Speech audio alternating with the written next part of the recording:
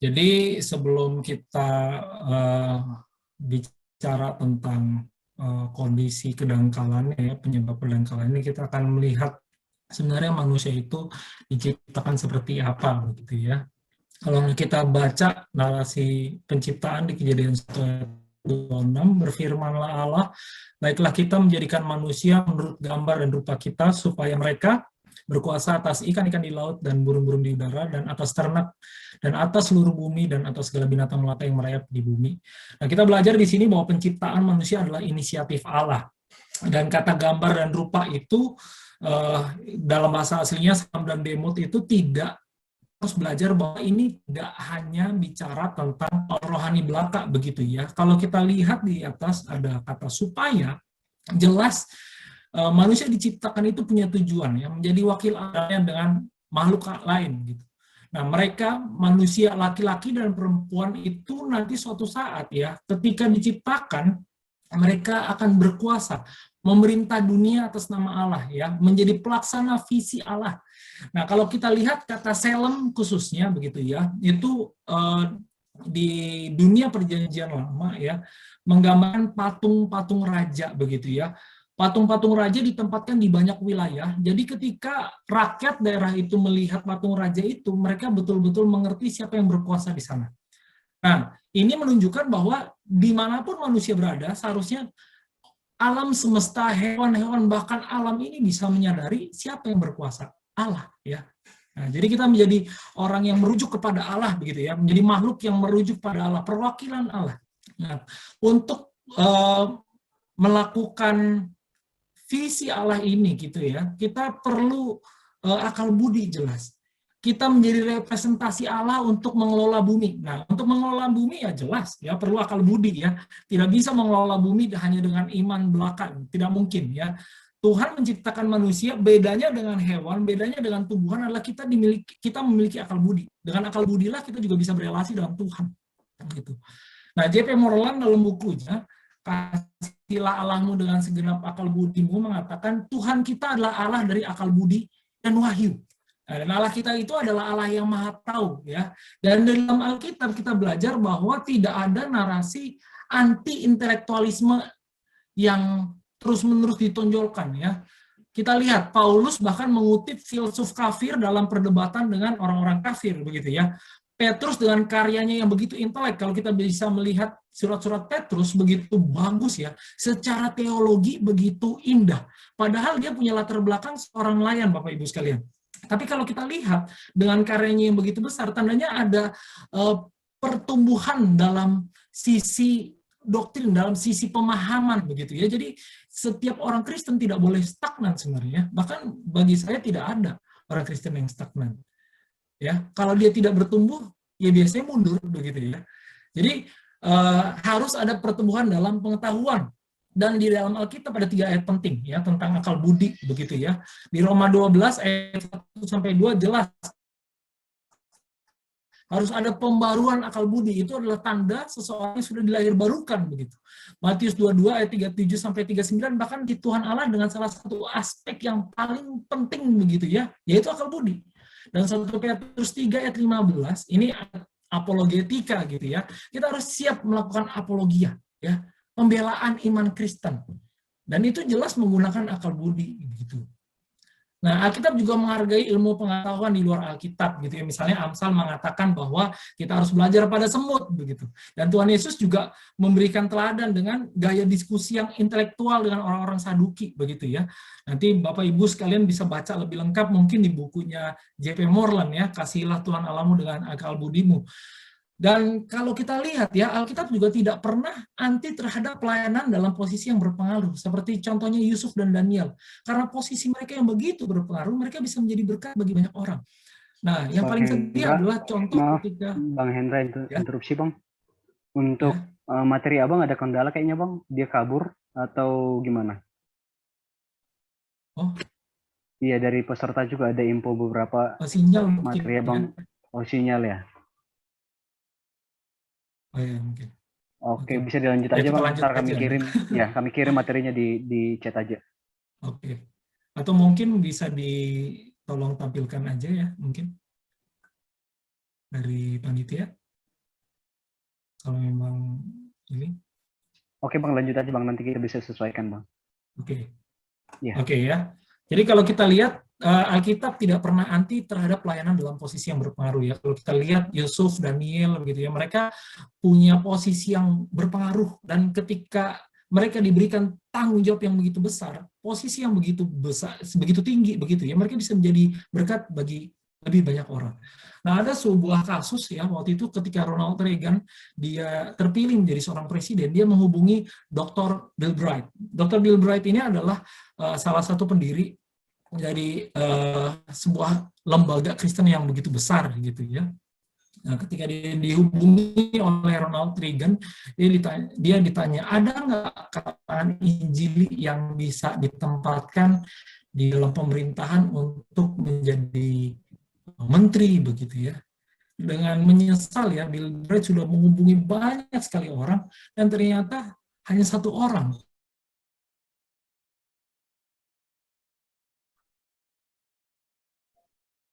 di orang yang berpengaruh untuk dekat bagi banyak orang, ternyata yang tersedia stoknya sangat sedikit begitu ya.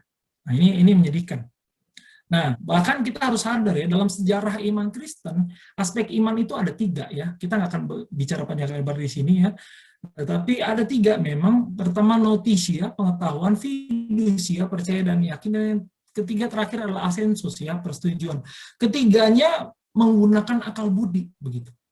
Dan kejatuhan manusia, kalau kita lihat dari Kejadian 3 ayat 6, perempuan itu melihat ya bahwa buah itu baik untuk dimakan dan sedap kelihatannya. Lagi pula pohon itu menarik hati karena memberi pengertian.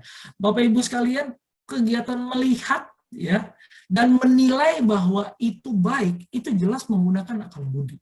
Ya, jelas ini akal budi yang sudah menentang definisi yang ditetapkan oleh Allah. Jadi kita lihat bahwa kejatuhan manusia dalam dosa itu terjadi dalam sisi akal budi juga. Bahkan kalau kita mau lebih dalam melihat, menarik hati karena memberi pengertian. Apa sih arti pengertian ini?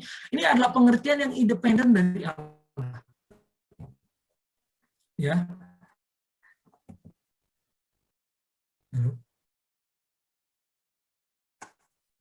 Oke, ya. Ini adalah yang selanjutnya setelah ini. Oke. Ini adalah pengertian yang independen dari Allah. Tuhan mau nggak kita tahu apa yang baik dan yang jahat? Iya mau. Tetapi iblis menggoda manusia, dan manusia mau ya mengambil keputusan untuk memilih apa yang baik dan jahat terlepas dari Allah. Ya. Jadi kejatuhan manusia terjadi karena manusia ingin lepas, ingin independen dari Allah. Dan di masa kini pun terjadi dalam kehidupan kita ya. Terjadi dualisme kehidupan dalam kehidupan kita. Kita sering membedakan apa yang sakral dan apa yang sekuler gitu ya.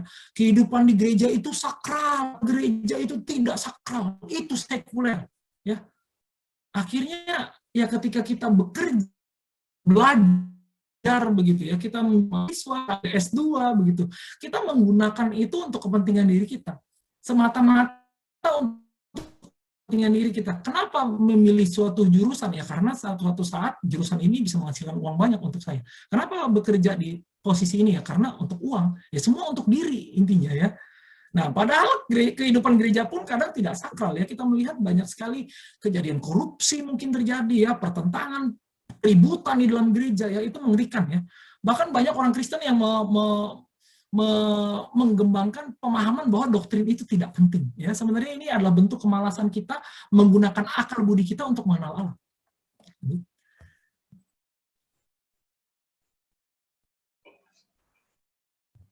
Ya, slide-nya. Ya.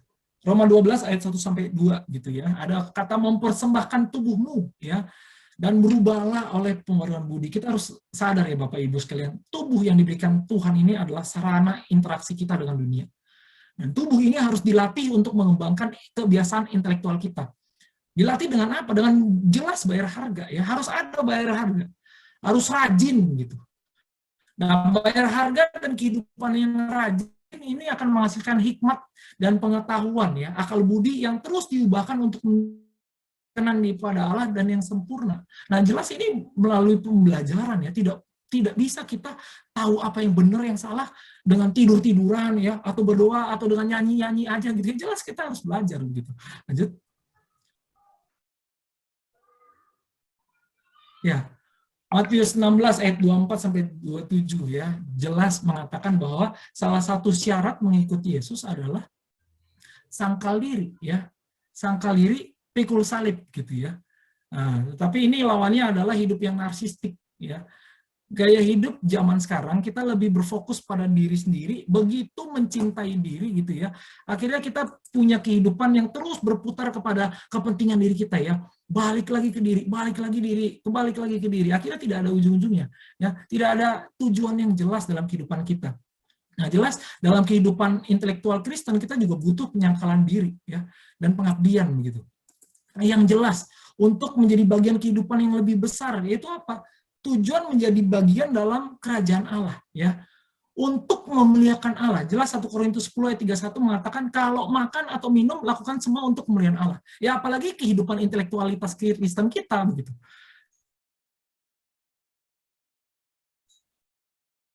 Lanjut, bisa silakan. Next. Nah, tapi apa yang terjadi ya dalam kehidupan kita sebelumnya, mohon maaf ya, dalam kejatuhan kita dalam dosa ya, tadinya kita diciptakan untuk Allah, untuk menjalankan visi Allah, akhirnya kita berubah ya. Seperti John Stott bilang, orang yang tidak percaya Tuhan ya, mereka bukannya tidak menyembah apapun, enggak, mereka menyembah sesuatu ya, tetapi berbelok, bukan kepada Allah, tetapi kepada yang lain, ya, termasuk kepada diri sendiri. Nah, manusia yang jatuh ke dalam dosa, ya tidak mau hidup bagi Tuhan, tidak mau sangkal diri untuk Tuhan. Seluruh aspek kehidupannya, terutama akal budinya, jadi budak keinginan diri. Ya, yang sudah lahir baru pun tetap akan bergumul dengan kedangkalan akal budi ini, gitu ya. Kita akan terus-menerus bergumul melawan kedagingan kita. Nah, apa yang harus kita lakukan ya untuk menangani masalah ini? Yang pertama kita harus identifikasi musuh dalam diri kita ini. Saya mengambil dari buku J.P. Moreland, Kasihilah Tuhan Allahmu dengan akal budimu. Dia menggunakan istilah diri yang hampa ya, dan ada musuh-musuh kehidupan akal budi kita yang lain ya, dan kita harus mengalahkannya. Jadi kita harus identifikasi dulu ya. Melalui sesi ini kita akan belajar ya, apa aja sih yang betul ciri-ciri diri yang hampa tadi. Coba next, biar agak cepat mungkin. Yang pertama, ada 7 ciri diri yang hampa ya. Yang pertama sangat individualistik ya. Jadi motivasinya apa? Untuk kepentingan diri gitu ya. Ini lawannya adalah individualisme yang sehat. Individualisme yang sehat contohnya saya bekerja keras, saya fokus belajar teologi, saya fokus mendekatkan diri saya pada Allah supaya saya bisa menjadi berkat bagi banyak orang. Tapi orang yang individualis, dia pacaran, dia bahkan melakukan segalanya, ya, bahkan karirnya semua ditunjukkan untuk memuaskan diri aja. Kenapa kerja? Ya untuk diri, begitu ya. Yang kedua, sifat kekanak-kanakan. Apa sih bedanya sifat kekanak-kanakan dengan sifat yang dewasa ya? Dan saya sekali lagi mengatakan Bapak Ibu sekalian, mengingatkan bahwa tua tidak sama dengan dewasa. Ada orang yang sudah tua tapi dia tetap kekanak-kanakan. Apa sih sifat kekanak-kanakan ini dalam diri yang hampa? Dia membutuhkan kepuasan, kenyamanan dan kelegaan yang segera. Seperti saya punya anak bayi ya. Kalau dia haus, dia mau segera dikasih minum ya. Nah, kalau enggak dia nangis begitu ya. Nah, bagi orang-orang yang seperti ini begitu ya, bagi mereka kebosanan adalah kejahatan terbesar, penghiburan adalah kebaikan terbesar. Jadi mereka harus dipuaskan dengan segera gitu ya. Yang ketiga, narsistik ya. Tergila-gila pada diri sendiri. Semua dimanfaatkan untuk kepentingan diri. Kalau yang tadi kan motivasinya ya. Kalau yang sekarang narsistik ini benar-benar semua dimanfaatkan untuk diri. Tuhan ada untuk memenuhi kebutuhan saya. Agama ada untuk membuat saya selamat begitu ya. Kerjaan ada, gereja ada supaya saya bisa mengaktualisasikan diri sendiri. Nah, ini dia hidup yang narsistik. Lanjut. Nah, kehidupan yang pasif ya. Ini suka bermalas-malasan ya. Membiarkan orang lain menjalankan hidup bagi kita. Contohnya apa? Pendeta belajar doktrin, belajar Alkitab untuk kita. Media berpikir tentang politik untuk kita. Akhirnya kita tidak kritis gitu ya. Tim olahraga berjuang untuk kita begitu ya. Akhirnya kita terlalu fanatik pada sebuah klub olahraga gitu ya. Akhirnya semua kegiatan itu adanya untuk kita ya. dengan satu tujuan bahwa kita ingin dihibur. Akhirnya orang-orang yang seperti ini menjadi orang yang lemah dalam kemampuan, tidak proaktif dan tidak pernah bisa memegang kendali hidup. Ya, mereka terbiasa menjadi orang yang pasif, akhirnya tidak punya keinginan untuk proaktif menolong orang lain begitu. Penyebabnya contohnya apa sih di masa kini ya? Televisi yang berlebihan, YouTube yang berlebihan, Netflix yang berlebihan gitu ya, game online yang berlebihan, media sosial yang berlebihan. Ini menimbulkan kepasifan mental ya, merendahkan motivasi, kemampuan bertekun dan bertambah buruk pada keterampilan membaca. Ini juga melemahkan kemampuan kita untuk menyimak dan fokus ya. Akhirnya orang yang terlalu banyak fokus misalnya sama gadget sekarang melakukan penarikan diri secara keseluruhan dari kehidupan ya, akhirnya di kamar terus entah main game lah, main apa, akhirnya tidak bertumbuh ya kepribadian intelektualnya ya, dia menjadi orang yang terlalu konsumtif gitu ya, fanatisme berlebihan. Karena apa? Karena dia butuh kehidupan orang lain seakan-akan itu dialami oleh dia. Nonton film Korea yang romantis-romantis karena apa? Karena dia tidak punya kehidupan yang romantis sendiri begitu ya. Jadi perlu ada orang lain yang menghidupi itu untuk dia dan dia rasakan dalam momen-momen kesendirian dia. Nah, lanjut. Nah, terlalu indrawi ya, ada budaya indrawi dan budaya penuh gagasan. JP Moreland menggambarkan ya, budaya indrawi ini hanya percaya pada realitas yang bersifat fisik yang bisa dilihat indra. Contohnya, wah hebat ya, orang itu sangat diberkati karena dia begitu kaya. Jadi akan terlihat aja begitu. Nah, tapi kalau orang yang penuh gagasan gitu ya, budaya yang penuh gagasan adalah budaya menerima dunia indrawi, tetapi dia juga menerima ada realitas non materi lainnya, bahwa ada Allah, ada nilai-nilai, ada orang yang mungkin tidak terlalu kaya, tapi hidupnya bisa menjadi berkat. Nah, itulah orang yang betul-betul diberkati Tuhan begitu. Nah, budaya indrawi ini tidak memiliki sumber intelektual yang menopang perkembangan kehidupan publik dan pribadi yang baik. Akhirnya menjadi jiwa yang dangkal dan kerdil, karena segala sesuatu nilai berdasarkan apa yang dilihat aja begitu. Lanjut. Nah, akhirnya yang keenam, telah kehilangan seni mengembangkan kehidupan batiniah ya. Zaman dulu diri itu didefinisikan dalam ciri-ciri batiniah, orangnya bajik, punya moral yang baik gitu ya. Akhirnya kesuksesan dinilai dari kehormatan dan reputasi karena orang itu punya kebajikan ya. Jadi akhirnya bagi orang yang punya kehidupan batiniah yang baik, sikap hidup yang intelek dan pembentukan rohani itu begitu penting. Tapi masalahnya zaman sekarang, ya faktor lahiriah begitu penting begitu ya. Kesuksesan ya, orang yang berkuasa terus disenangkan oleh barang-barang konsumtif, bahkan status-status selebriti gitu ya. Sekarang di Instagram ada Insta seleb bahkan begitu. Akhirnya pengembangan kehidupan batinnya jadi tidak relevan. Kita lihat di masa kini banyak orang-orang bikin konten bahkan ya tidak memikirkan lagi itu kriminal atau tidak, sopan atau tidak, bahkan pelecehan berat dilakukan untuk konten gitu ya. Lanjut. Yang ketujuh, yang terakhir, tergesa-gesa dan sibuk ya, karena ada kelaparan emosi begitu ya yang kronis ya. Mereka ada kehampaan dalam diri, mereka terus-menerus melakukan strategi-strategi untuk memenuhi kekosongan tadi. Dia nggak bisa merasakan keheningan begitu ya. Karena dalam keheningan itu dia betul-betul menyadari ada kehampaan, ada kekosongan. Ya akhirnya karena terlalu lelah mengisi dirinya dengan hal-hal yang tidak masuk akal gitu ya. Akhirnya dia tidak punya hidup yang fokus, yang hening, yang bisa dipakai untuk mengembangkan intelektualitas dia. Lanjut. Nah, bahaya diri yang apa adalah masyarakat yang moralnya bangkrut ya. Kita lihat zaman sekarang. Kenapa dalam diskusi-diskusi dan debat aborsi, LGBT, seks bebas, semua mengatakan ya yang penting saya tidak merugikan orang lain gitu ya. Padahal sebenarnya ya jelas kalau misalnya kita ngomong aborsi itu membunuh begitu ya. Akhirnya fokusnya di mana? Penenangan seksual aja supaya kita lepas dari konsekuensi dan tanggung jawab. Dan gereja juga jadi tidak dewasa dan tidak berfungsi gitu ya. Karena kehidupan batinnya tidak penting, kita tidak belajar Alkitab, tidak belajar teologi, dan dalam ibadah pun fenomena jadi sesuatu yang lebih penting daripada kualitas ya. Akhirnya kita menuntut khotbah yang penting ada penerapan. Kita tidak mau berpikir gitu ya. Dan hidup yang individualistik, narsistik dan kekanakan membuat kita memilih bacaan Kristen yang katanya Kristen ya, tapi terlalu menuntut tanggung jawab apapun dari kita, ya. Dan kok baca kisah-kisah pesohor Kristen gitu ya, untuk terbuai dengan kisahnya, seakan-akan kita mengalaminya sendiri begitu. Lanjut.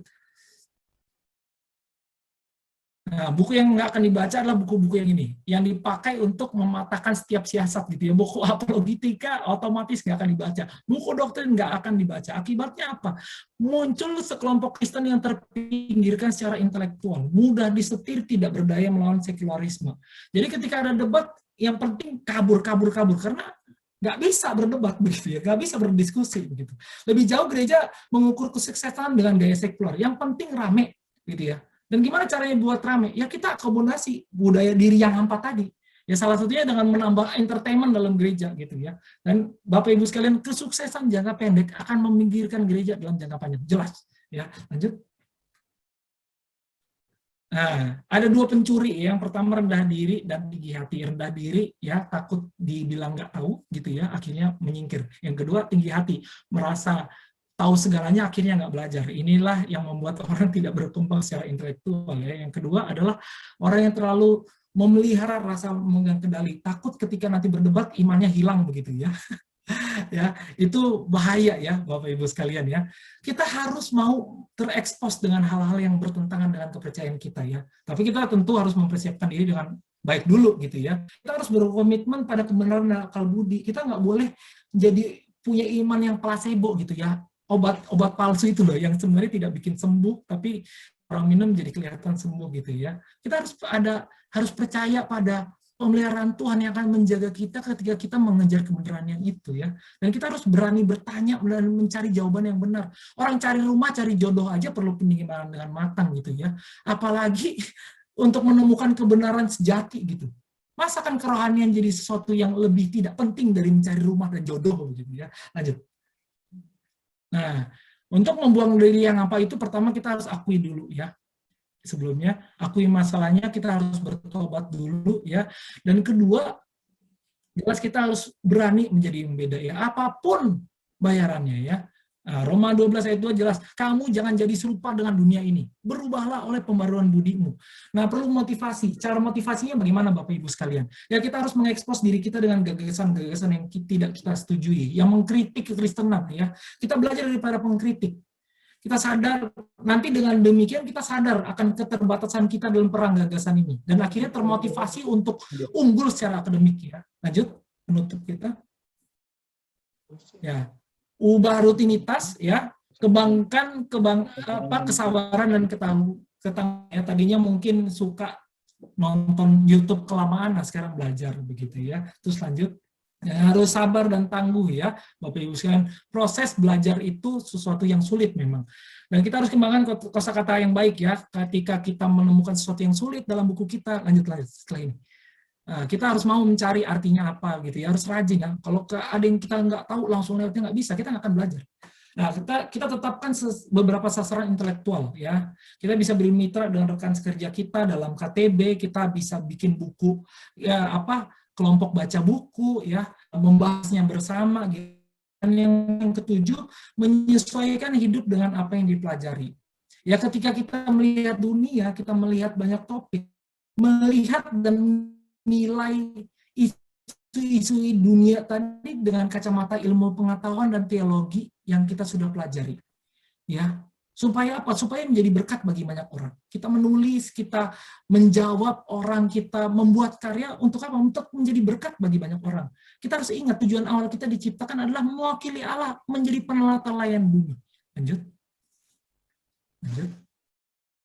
Nah, dia mengatakan ya, ketika dia menafsirkan Roma 12 ayat 2, ketuhanan mengubahkan akal budi kita dan akhirnya mengubah seluruh cara hidup kita. Akal budi begitu penting Bapak Ibu sekalian ya. Dan lanjut.